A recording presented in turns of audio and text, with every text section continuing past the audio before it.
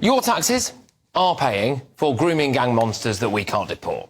Qari Abdul Rauf, the ringleader of the Rochdale grooming gang scandal, is remarkably still in Britain, 9 years after he was supposed to be deported.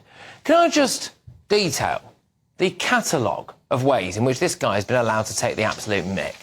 He was jailed for just 6 years after being convicted of conspiracy to engage in sexual activity with children under 16 and trafficking for sexual exploitation. But he was freed on licence after just 2.5 years in prison. He then returned home to his wife and 5 children, so he could go back home to the same community that he lived in earlier, same house, same wife. He then racked up roughly £1 million in taxpayer-funded legal aid costs to avoid deportation. He renounced his Pakistani citizenship and is refusing to take it back, and now Pakistan are, quite rightly, saying that they don't want him.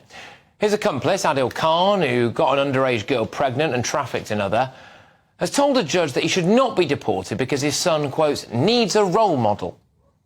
I'm sorry, but the implication here, again, is that this person is still in the family home, isn't it? In the same community. Why is it never spoken about that these kind of crimes are committed whilst the perpetrators are active members of the local Muslim community very often, like Rauf, who was an Islamic preacher? They do not appear to be turned over to police by members of that community all too often, who will no doubt claim that they had no knowledge of any wrongdoing. But these convicted paedophiles are then seemingly accepted back into the family home in many cases, back onto the same road. In Rochdale, a new report identified 96 men who could still pose a threat, many of whom are yet to be prosecuted. In Telford, the scene of Britain's worst grooming gang scandal, one of the ringleaders, Adel Eddie Ali, served just 8 years of a 26-year sentence. He was convicted of the rape of a 13-year-old girl, 6 offences of underage sex with the same girl, 3 charges of controlling a child prostitute and sexual activity with a second victim, 2 offences of sexual activity with a child involving a third girl, and offences of grooming and inciting child prostitution and sexual activity with a 4th victim. 8 years behind bars for that.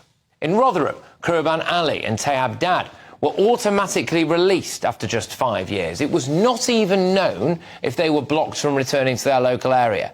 So 5 years for some of the most extreme child sex offences you can imagine. In many cases, victims have not been told that their abusers have been released. And in many cases, those abusers were allowed to just go back home, as we've discussed. Now, I actually went to Telford a good number of years ago now. And I spoke to one of the grooming gang victims who told me that her attacker bumped into her in the shops. And in some cases, like that of Mr. Rauf, you're paying for their prosecution, you're paying for their prison cells, you're paying for their legal costs, you're paying for them to fight deportation, and quite possibly now you're paying their benefits. Now, Pakistan might not want them, but I don't care. We don't want them either, and something has to be done about this.